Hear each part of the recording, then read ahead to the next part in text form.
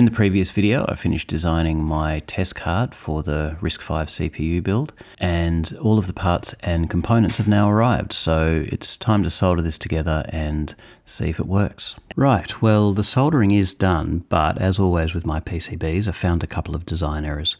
First of all, I forgot to include decoupling capacitors for the MCP23017 chips. Decoupling capacitors are placed close to the power input on the chips, and that helps smooth out the voltage supply and ensures the chips have enough power at all times. So, and this is pretty ugly, I've done a bodge job and thrown in some caps. I've got one larger 47 microfarad capacitor here, and that's close to where the Arduino's 5-volt supply is.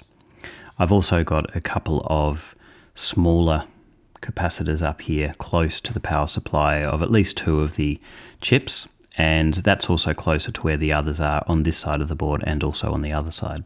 The second mistake I've made relates to these two resistors that I've bodged in down here. Because multiple chips can drive the I2C lines, we need to be careful not to have one chip drive the line high while another one drives it low, because that would cause a short circuit. Any device connected to an I2C bus will drive the bus using a transistor. And the way this transistor works is like a switch. For example, if we put 5 volts on the base of our transistor here, it essentially turns this transistor on, pulling the serial data line down to 0. If instead we have 0 volts on the input, it essentially turns the transistor off. And that leaves this line floating, connected to nothing. And that means another device can drive this line low if it wants to. So this way we can never drive the line high and low at the same time. But obviously we want some way to be able to set it high. And the way we do that is by defaulting the line high using a pull-up resistor. This pull-up resistor ties our serial data line up to 5 volts when our transistor is turned off. So by putting 0 volts on the input here, it will turn this off and our SDA line can be pulled high. So this way we can have the output high or low, but we never have a short circuit. And it is these resistors that I forgot to put in. These resistors are external to any of the devices, and I mistakenly thought I could use internal pull-up resistors inside of the Arduino Uno. So with those two fixes done, we can turn this over and never look at that ugliness again, and insert the Arduino and get coding. If we jump over to the Arduino website, it has a number of libraries that we can use for various devices, and there's a library for the MCP23017. There's some basic details on this page, although not a whole lot of use. It does link us to the documentation here, and it also points out that to use this library, we need to open the library manager in the Arduino IDE and install it from there. So I've started with a new sketch here, and let's load the library in. If I click on the library tab on the left-hand side here, I can search for MCP23017, and it will give me the library here, and I can click on install. It's generally pretty quick. Now it's installed and I can use it. Let's make this a bit bigger so that we can see. Then the first thing that we need to do is include the library. And we just do that with the include command. We'll also need to include the wire library, which is available by default in Arduino, and wire is just the library that communicates with I2C. Now we have 8 of these MCP23017 chips, so I'll need an instance for each one. And I can instantiate those using the array initializer notation. For each instance, we need to give it an address. The addresses start at 20 in hex,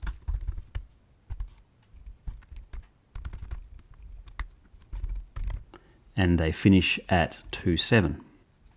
There are a few things we need to do to communicate with the I2C bus. The first thing we need to do is to initialize it. While we're here, I'll also initialize the serial output so that I can monitor what's happening. We also need to ensure that the chips aren't being reset, and I've connected the reset pin to pin number 6. So I'll set pin 6 as an output, and I'll output a high. The reset pin is active low, so by setting it high, the chips won't be resetting. Most of the ports I'll want as outputs, so I'll initialize them all to outputs now, and then I can set anything to an input if I need to afterwards. To learn how to interact with the MCP23017 library, let's have a look at the documentation. Documentation is just in GitHub, and there aren't too many details on the homepage here, but there are examples. So if we have a look at those and just choose one of them, and we'll just choose this port copy, which copies values from an input port to an output port. We can see here that the first thing we need to do is call the init function, and that will initialize the module. So we'll need to call that for each chip. We can then set the port mode using the port mode function, and it looks like a 0 is an output and a 1 is an input. So we want all of ours as output, so I'll set all of those to 0. The board that I want to test is the add sub module that I built in a previous video. So I'll connect that up now. One of the features of this board is that it outputs a carry. In fact, carry is the only output that we have from this board at the moment because I haven't connected up the buffers. Another PCB mistake. If you want to learn about that, you can check out that video. But the carry at the moment is the only output. And it's an output from this board and therefore an input to our I/O expander board down here. So I need to set the carry as an input. So jumping back into KiCad, we'll be able to find where the carry flag is by looking at one of the cards. Carry is over here, connected to B26 on the card edge connector, which is general 14. Jumping back out to the root, we can see that general 14 is connected over here to port B pin 6. Now, port B pin 6 is actually pin 14. A here, A0, is pin 0 through to 7, and then port B is pins 8 through to 15. So this general 14 here is connected to I/O 14. And this is on unit 7. Now unit 7, if I have a look down here, has address 110. That's our VCC and ground connections here to the address lines.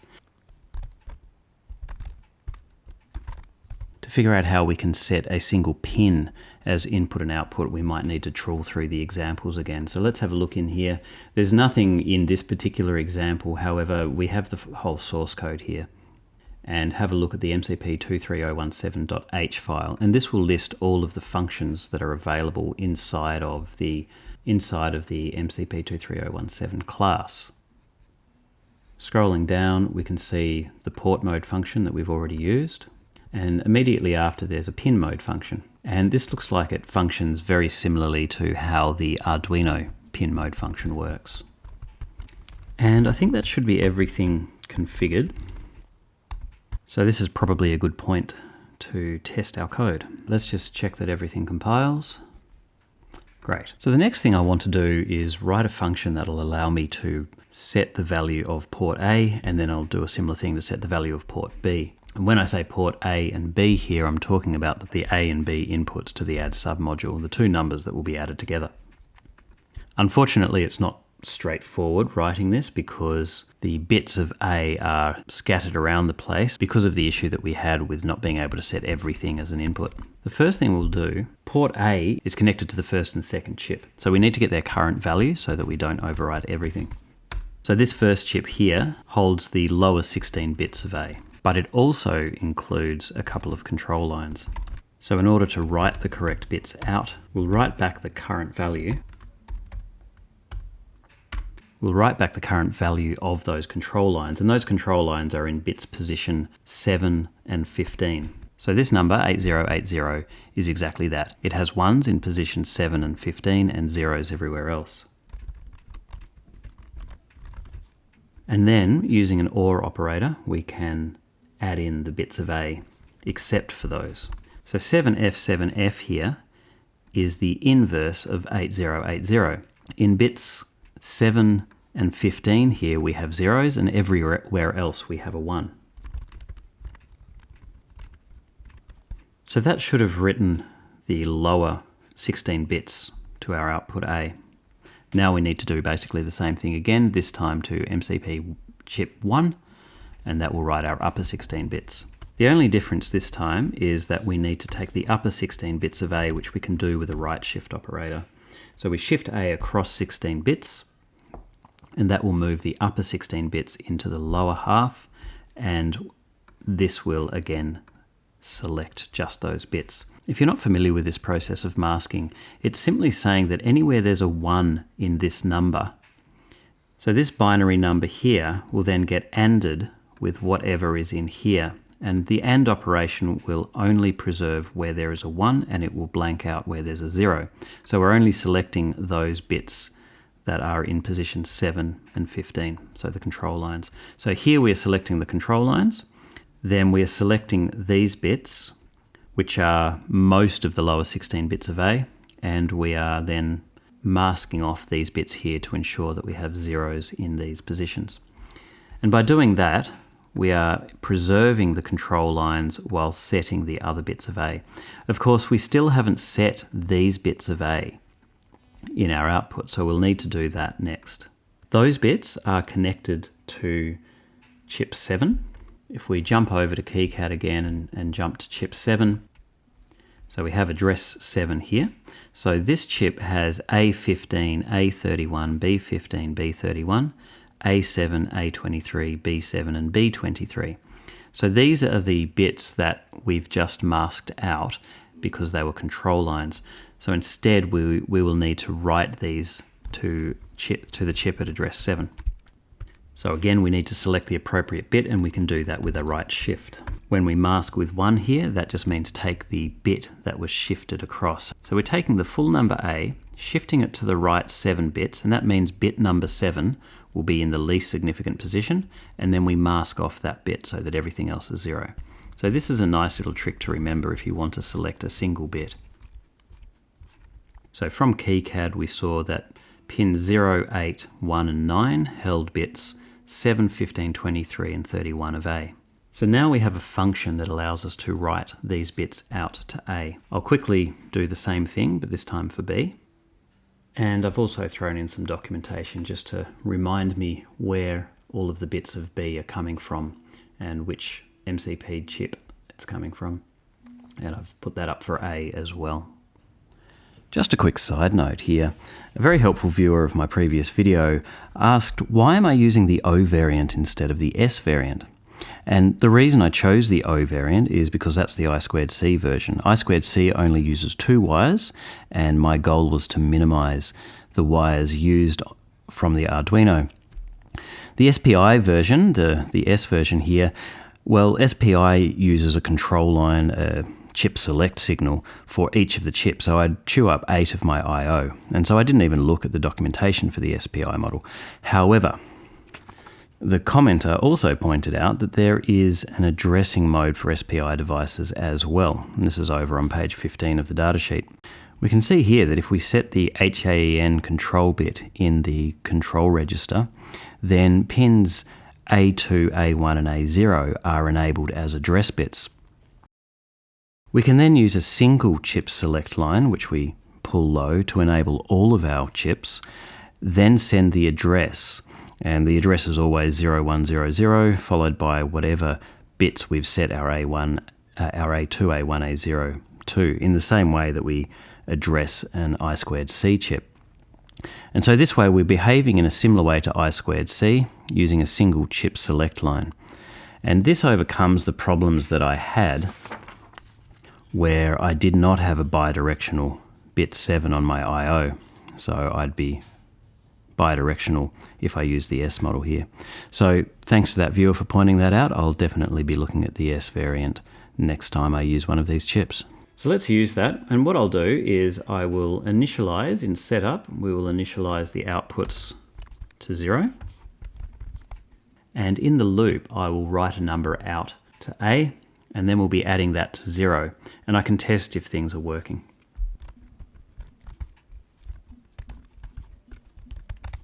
And we'll update that count once every 500 milliseconds. Okay, first of all, let's see if we've got any compile errors. And of course we do.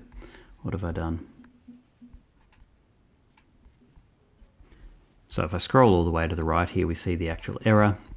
It says uint32t does not name a type. That's because I said unit, not uint. So let's just correct that. All right, and we are compiling, and let's load the program on and see if it works. Okay, we can see the output here, and we can see that something's happening. It's not quite looking right though. It should be counting up, and counting in binary. It looks like there are a couple of LEDs that aren't turning on. So we can see that the least significant bit here is turning on, so that's the bit 0. Bit 1 is not turning on. Bit 2 is turning on, and then bit 3 is never turning on. And it looks like the other bits are working okay. So we have at least a couple of bits here that aren't working. Let's see what we can do about testing those. To test the LEDs, I have a probe here that's at 5 volts, and I've disconnected the add sub module from the ALU board. So this is going to be purely driven by whatever I attach this to. If I poke down here, then we can see that that LED turns on. So LED bit 0, no problem. But LED 1 doesn't work. LED 2, no problem. And LED 3 doesn't work. So the two LEDs that were off and not turning on at all before, you can see that they're not working. So unfortunately that means it's actually the LEDs themselves that are no good. So I'll have to replace this chip. But I need to fix a few things on this board anyway, so I'll wait until I fix the board up before I worry about that. So let's test subtracting now. And we can do that by setting the subtract output to be high. Subtract is connected to MCP number 2, pin 15. And we'll initialize A to be 256. Because we're now subtracting, whatever is written to B will be subtracted from A. So let's change this to be B, and that will be, and so we'll subtract count from 256. That means we should be counting backwards from 256. So we have started at 256 and now we're counting backwards. So that appears to be working. So add seems to be working, subtract seems to be working. Aside from the couple of dodgy LEDs there, things are looking pretty good. So I'm happy with the test card. So this test card is going to be very useful for testing all of the components of the CPU. And the next module that I plan to build will be the register file. The register file will provide the values to the ALU and will receive the result from the ALU. And I'll start working on that in the next video.